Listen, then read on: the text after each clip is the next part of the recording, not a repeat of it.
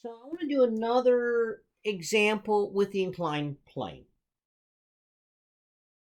So let's imagine that we've got an inclined plane. Let's say this is 38 degrees. I have an object right here, mass m. Let mass m be 5.25 kilograms. And last time I had a tension pulling this way, but this time I want to have a tension pulling perfectly horizontal. And I want to know how big would that tension have to be in order to hold this. And I also want to know what is the normal force necessary in this problem. So let's look at this and say, well, how does this work? Okay, so always 38 degrees.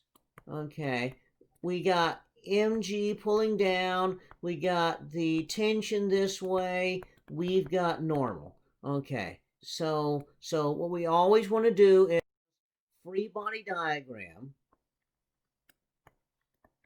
We got mg. We got tension.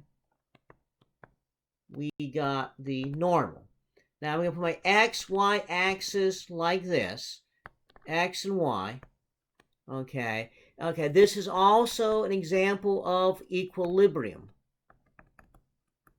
So that means that the sum of the x forces is 0 and the sum of the y forces is 0. Okay, not only is it equilibrium, it is also, so the acceleration 0, that makes it equilibrium, but also the velocity 0. It's just holding here. So this is actually a static problem. When you take statics, those of y'all that are in engineering, you take a statics course, this is a statics problem right here.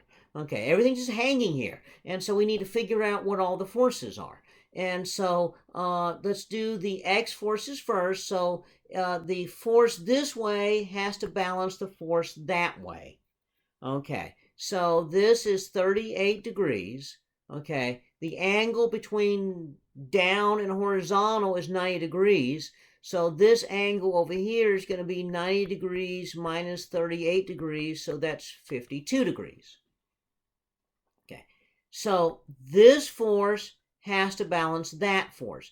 This force is going to be mg sine 38 degrees. This force up here is going to be the tension sine 52 degrees. So we can say that mg sine 38 degrees equals tension sine 52 degrees. So the tension is going to be mg sine 38 degrees over sine 52 degrees.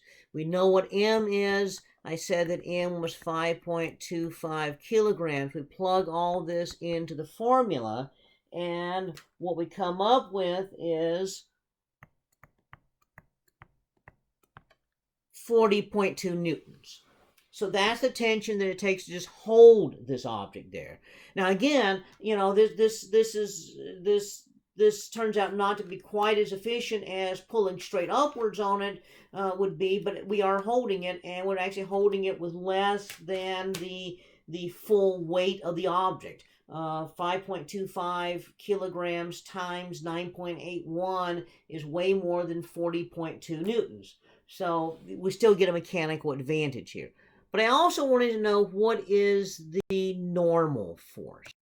So back to my free body diagram, we have that we got mg, we got the tension, we got the normal.